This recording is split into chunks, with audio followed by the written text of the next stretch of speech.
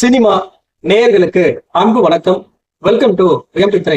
இந்த ஷோல யுத்த காண்டா சாப்டர் 2 அப்படிங்கிற கன்னட திரைப்படத்தினுடைய ரிவ்யூ தான் நம்ம பார்க்க போறோம். இந்த படத்தை ஒரு இன்ட்ரெஸ்டிங்கான ஒரு கோர்ட் ரூம் டிராமாவா கொடுத்திருக்காங்க. ரொம்ப ஒரு என்கேஜிங்கான ஒரு கோர்ட் ரூம் டிராமாவா கொண்டு போயிருப்பாங்க. அஜய் ராவ் தான் இந்த படத்துல லீட் கேரக்டர் பண்ணிருக்காரு. இந்த படத்தினுடைய கதை அப்படின்னு பாத்தீங்கன்னா, ஒரு எம்எல்ஏ உடைய தம்பி வந்து பாத்தீங்கன்னா ஒரு சின்ன பொண்ணை ரேப் பண்ணி கொலை பண்ணிடுறான். சோ இந்த கேஸ்ல ஜஸ்டிஸ் கிடைக்கிறதுக்கு டிலே ஆகுது அப்படின்ற காரணத்தினால அந்த பொண்ணுடைய அம்மா என்ன பண்றாங்க அப்படின்னா, அந்த பையனை கோர்ட் வாசல வச்சு சுட்டு கொலை பண்ணிடுறாங்க. சோ இந்த கேஸ வந்து பாத்தீங்கன்னா நம்ம ஹீரோ கையில எடுக்கிறாரு. இதுக்கு முன்னாடி வரைக்கும் வந்து பாத்தீங்கன்னா சின்ன சின்ன கேஸை ஹேண்டில் பண்ணிருப்பாரு.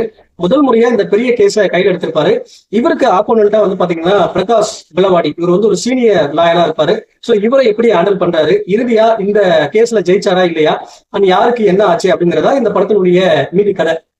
இந்த படத்தை பத்தி ஆலோசனை அப்படின்னா, இந்த கேஸ கொண்டு போன விதம், அதாவது அந்த அம்மா தான் வந்து பாத்தீங்கன்னா கோர்ட் வாசல்ல வச்சு எல்லாரும் பார்க்கும்போது அவனை சுட்டு கொலை பண்ணிருப்பாங்க. இப்படி எல்லாரும் பார்த்ததுக்கு அப்புறமும் அந்த அம்மாவை சோ நம்ம ஹீரோ எப்படி காப்பாத்துறாரு இந்த கேஸ்ல வாதாடி அப்படிங்கிறத கொண்டு போன விதம் இருக்கு இல்லையா, ஒரு வித்தியாசமான கோணத்துல கொண்டு போயிருப்பாங்க. அது ரொம்ப இன்ட்ரெஸ்டிங்கா இருந்துச்சு. அதே போல இந்த படத்துல வரக்கூடிய அந்த ஆர்குமெண்ட் சீன்ஸ், அந்த கோர்ட் ரூம் டிராமா எல்லாமே வந்து பாத்தீங்கன்னா இன்ட்ரெஸ்டிங்கா ஒரு அளவுக்கு பரபரப்பா கொண்டு போயிருப்பாங்க. அதே போல அஜய் ராவுக்கும் இந்த பிரகாஷ் பிலவாடி இவங்க ரெண்டு பேருக்குமான அந்த ஆர்குமெண்ட் சீன்ஸ் இருக்கு இல்லையா, அது ரொம்ப நீட்டா இன்ட்ரெஸ்டிங்கா கொண்டு போயிருப்பாங்க. அண்ட் டுவர்ட்ஸ் எண்ட் இந்த பிரகாஷ் பிலவாடி இருக்கார் இல்லையா, இவர் ஆர்கியூ பண்ற அந்த சீன்ஸ் எல்லாமே தெரிக்கிற மாதிரி முடிச்சிருப்பாங்க. ஓவராலா வந்து பாத்தீங்கன்னா ஒரு நீட்டான ஒரு கோர்ட் ரூம் டிராமாவா கொடுத்திருப்பாங்க. ஓரளவுக்கு இன்ட்ரெஸ்டிங்காவே கொண்டு போயிருந்தாங்க. ஆனாலும் இந்த படத்தினுடைய பிரச்சனை அப்படின்னு பாத்தீங்கன்னா, இந்த படத்துல கதையை செட் பண்றதுக்காக அவங்க எடுத்துக்கிட்ட டைம் இருக்கு இல்லையா, அது கொஞ்சம் ரொம்ப லென்த்தியா எடுத்துக்கிட்ட மாதிரி தோணுச்சு.